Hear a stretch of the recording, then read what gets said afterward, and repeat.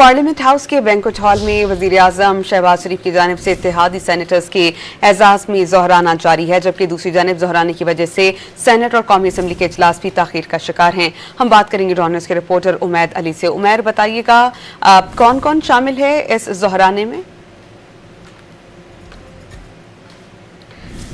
हम उमैद अली से रब्ता बहाल करेंगे और मजीद उनसे इस बारे में जानेंगे। पार्लियामेंट हाउस के बैंक्वेट हॉल में वज़ीर-ए-आज़म शहबाज शरीफ की जानिब से इत्तेहादी सेनेटर्स के एजाज़ में ज़ोहराना जारी है, जबकि दूसरी जानिब ज़ोहराने की वजह से सेनेट और कौमी असम्बली के इजलास ताख़ीर का शिकार हो गए हैं।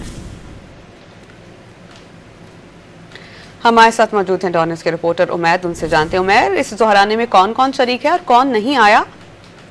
जी देखिए, बिल्कुल वज़ीर-ए-आज़म पाकिस्तान में शहबाज शरीफ की तरफ से हुकूमती इत्तेहादी सेनेटर्स और जो मुस्लिम लीग नून पीपल्स पार्टी और दीगर जो इत्तेहादी सेनेटर्स है उनकी तरफ से ज़ोराने का एहतमाम किया गया था। ज़ोराना जो है पार्लियामेंट हाउस के बैंक्वेट हॉल में इसका एहतमाम किया गया था। ज़ोराना जो है 1 घंटे से ज़ायद जारी रहा। ताहम इस दौरान वज़ीर-ए-आज़म पाकिस्तान में शहबाज शरीफ जो दीगर सेनेटर्स थे मुस्लिम लीग नून और जो इत्तेहादी जमातों के थे उनसे उनकी गुफ्तगू भी का सिलसिला भी जो है जारी रहा। ताहम अब जो ज़ोराना दिया गया था वो ज़ोराना इख्तिताम को पहुंचा है और चेयरमैन सेनेट यूसुफ रज़ा गिलानी और डिप्टी चेयरमैन सेनेट जो है वो यहाँ से अपने चैम्बर में पहुंच चुके हैं। जी उमैद, क्या इत्तलात हैं? कब तक बाकायदा तौर पर जो इजलास ताख़ीर का शिकार है वो शुरू हो जाएंगे? सेनेट और कौमी असम्बली का इजलास होना था आज।